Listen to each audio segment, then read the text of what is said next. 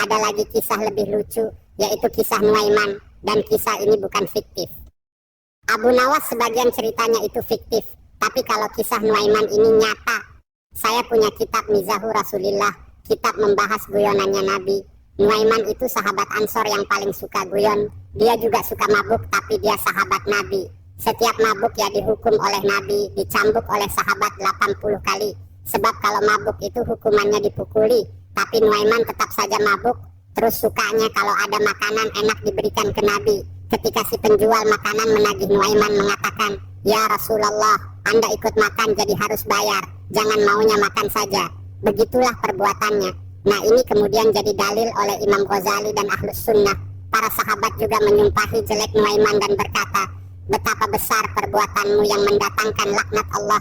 Kamu suka memperdaya Nabi, suka mabuk, kamu dilaknat oleh Allah." Lalu Nabi bersabda, "La tal'anuhu fa innahu yuhibbullaha wa rasulullah." Kalian jangan terbiasa melaknati Nuaiman, meski begini dia itu cinta Allah dan Rasulnya. Semenjak itu Ahlus Sunnah berpendapat bahwa maksiat tidak menghalangi orang untuk mencintai Allah dan Rasul. Maka jika ada orang jarang sholat, kulit bertato tapi suka ikut maulid, kita tidak boleh membencinya. Pelaku maksiat pun boleh mencintai Nabi. Begitu mazhab Ahlus Sunnah. Ketika Tuan Nuaiman bertaubat, tapi kenakalannya masih ada. Korbannya Sayyidina Utsman bin Affan. Itu cerita di kitab Ithaf As-Sadah Al-Muttaqin, syarah kitab Ihya Ulumuddin. Ada orang tua bernama Darir. Dia seorang tunanetra. Dulu masjid itu lantainya dari pasir. Darir ini di masjid ingin buang air kecil, lalu menanyakan toiletnya ada di sebelah mana. Saat di tengah masjid, dia hendak kencing, sahabat pun meneriakinya bahwa itu masih di masjid. Nuaiman berpura-pura baik, lalu menggandeng pria tua buta tersebut. "Wahai Darir, ingin ke toilet?" "Iya." Lalu Darir digandeng beberapa langkah oleh Nuaiman, kemudian mengencingi kepala Sayyidina Utsman. Ketika itu status Sayyidina Utsman adalah Amirul Mukminin. Seketika itu juga orang ramai berteriak, "Amirul Mukminin dikencingi oleh orang tua yang buta." Akhirnya Darir pun marah sambil berkata, "Siapa tadi yang menggandeng saya tadi? Masih saja kelakuannya begitu. Anda ingin bertemu Nuaiman?" "Iya, kalau ketemu akan saya pukul dia." Lalu Darir dituntun lagi ke arah Sayyidina Utsman yang sedang sholat. Ini yang namanya Nuaiman. Akhirnya dipukul Sayyidina Utsman sambil bilang, "Orang kok bisa nakal sampai begitu?" Pertama, kencing di masjid. Kedua, memukul Sayyidina Utsman sebab disangkanya dia Nuaiman.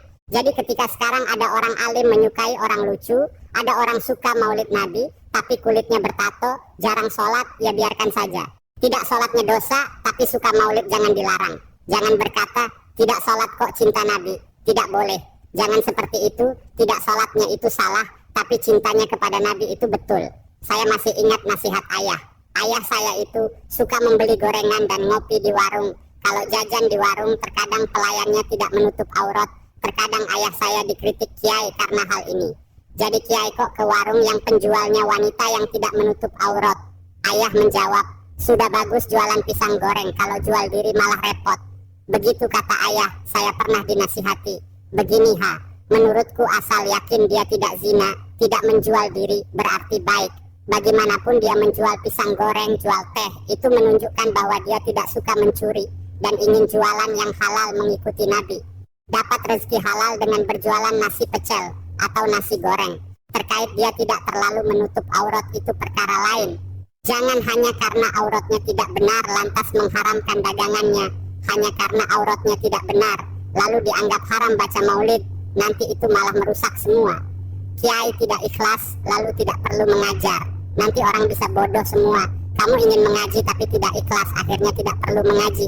Wah, bisa tutup agama kalau dipukul rata seperti itu. Sebab dalilnya Imam Ghazali, walaupun Nuaiman itu pemabuk, namun dia disifati cinta Allah dan Rasul.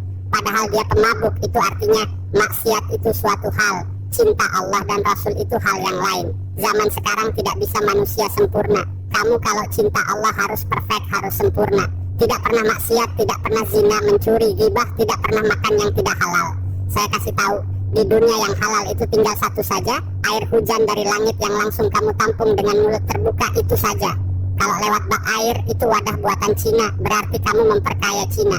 Apalagi menurut orang ekstrim, buatan Amerika, berarti kamu bayar pajak untuk beli senjata, lalu senjatanya untuk membunuh orang Palestina. Habis sudah. Betul tidak?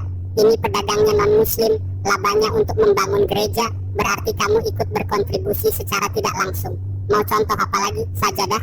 Itu juga buatan Cina, sama saja kamu ingin yang halal, mus. Kalau ada hujan, buka mulutmu, itu saja. Konsumsi itu saja, jangan yang lain. Baju, benangnya made in China, jika Cinanya kafir, Kristen, kamu beli nanti keuntungannya dipakai bangun gereja, haram. Kamu kok sok suci ingin 100% halal, tidak bisa. Kata Imam Ghazali, yang paling halal di zaman akhir itu air hujan yang jatuh dari langit langsung masuk ke mulutmu tanpa pakai wadah. Karena kalau pakai bak air itu pasti kamu belinya di mana. Lalu menurut para ulama, Allah berfirman, "Qul ya ibadiyalladzina asrafu ala anfusihim la taqnatu min rahmatillah, innallaha yaghfirudz dzunuba jami'a, innahu huwal ghafurur rahim." Orang yang disifati oleh Allah asrafu ala anfusihim, itu saja masih diakui sebagai hamba. Wahai hamba-hambaku yang berlebihan, kesini, jangan putus asa dari rahmatku. Allah saja masih memanggil, kok kamu malah mengusir. Mengatakan, maulid Nabi kok kulitnya bertato. Tidak boleh cinta Nabi. Cinta Nabi itu harus pakai baju takwa, pakai minyak wangi. Ya tidak begitu.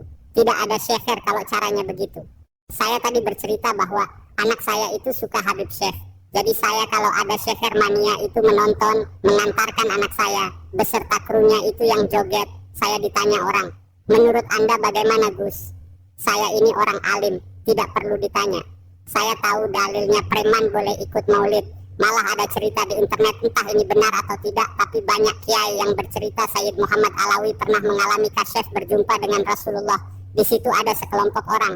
Beliau pun bertanya, "Man hum ya Rasulullah?" "Hum al-muhajirin."